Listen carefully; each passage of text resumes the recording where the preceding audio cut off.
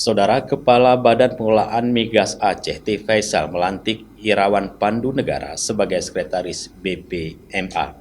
Prosesi pelantikan dan pengambilan sumpah berlangsung di kantor BPMA di Jalan Stadion Haji Dir Mutala Banda Aceh pada Senin 17 Juli 2023. Seremonial pelantikan juga disaksikan Asisten Administrasi Umum Sedda Aceh Iskandar, Kepala Dinas Energi dan Sumber Daya Mineral Aceh Mahdi Nur, Muzakir Manaf, serta sejumlah pejabat lainnya. Kepala BPMA T. Faisal dalam sambutannya menyampaikan selamat kepada Irawan dan berpesan agar segera bekerja sesuai dengan tugas dan fungsinya sebagai Sekretaris BPMA. Irawan Pandu Negara merupakan Purna Praja Angkatan 3. Saat ini Irawan juga menjabat sebagai Ketua Ikatan Keluarga Alumni Pendidikan Tinggi Kepamong Perajaan (IKPTK) Aceh.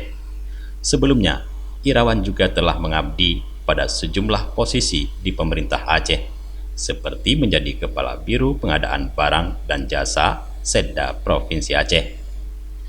Dari Banda Aceh, Tim Liputan Aceh TV melaporkan.